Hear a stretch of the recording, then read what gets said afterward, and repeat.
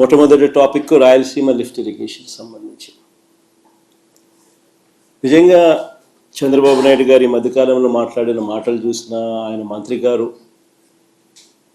Irrigation మంత్రిగా ఉన్న చంద్రబాబు నాయుడు గారి గవర్నమెంట్లో ఉన్న మంత్రి గారు ఉన్న మాట్లాడిన మాటలు చూసినా అసలు వీళ్ళు మనుషులేనా అని అనిపిస్తుంది. ఎందుకంటే ప్రతి మాట రాక్షసులను గుర్తు చేస్తుంది. రాయలసీమ లిఫ్ట్ ఇరిగేషన్ పనులను ఆపేయాలి అని అంటూ ఏకంగా తెలంగాణ ముఖ్యమంత్రి గారు అసెంబ్లీలో క్లోజ్ డోర్ మీటింగ్లో తాను అడిగానని, తన మీద గౌరవంతో చంద్రబాబు గారు ప్రాజెక్టును ఆపేశారు అని ఏకంగా తెలంగాణ ముఖ్యమంత్రి తెలంగాణ నిండు అసెంబ్లీ సభలో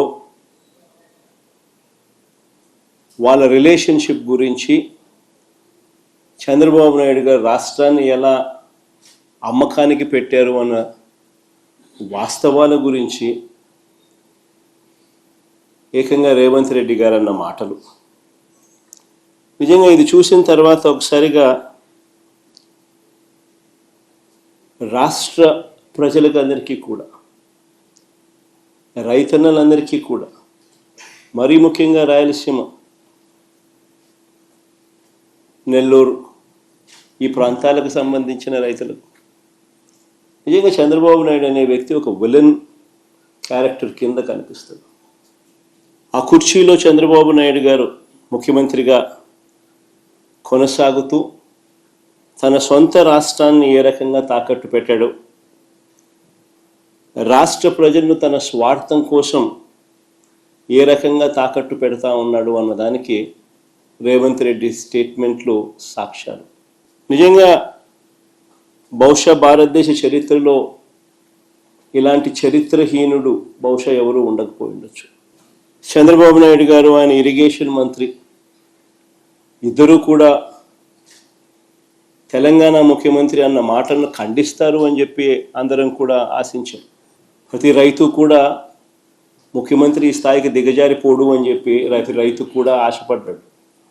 కానీ ఆశ్చర్యం ఏమిటి అంటే, చంద్రబాబు నాయుడు గారు తన ఇరిగేషన్ మంత్రితో తాను మాట్లాడించిన మాటలు, చంద్రబాబు నాయుడు గారు మాట్లాడుతూ ఉన్న మాటలు చూస్తే, రాయలసీమ లిఫ్ట్ ఇరిగేషన్ స్కీమ్ అవసరం లేదు అంటూ వీళ్ళు మాట్లాడుతూ ఉన్న మాటలు చూస్తే, రేవంత్ రెడ్డితో చంద్రబాబు నాయుడు గారికి ఉన్న రహస్య ఒప్పందానికి అధికార ముద్ర వేసినట్టే.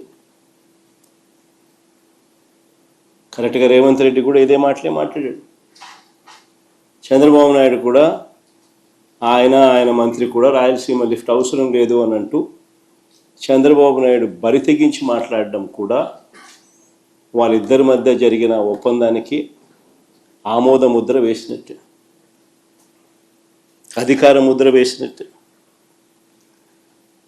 స్వలాభం కోసం ప్రజలకు ఎంతటి ద్రోహమైనా కూడా, ఎంతటి మోసమైనా చేయడానికి చంద్రబాబు నాయుడు అనే వ్యక్తి వెనకాడడు.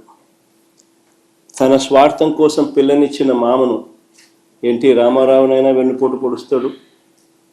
తన స్వార్థం కోసం చంద్రబాబు నాయుడు జన్మనిచ్చిన సీమను కూడా ఏమాత్రం హెసిటేట్ చేయకుండా వెన్నుపోటు పొడుస్తాడు.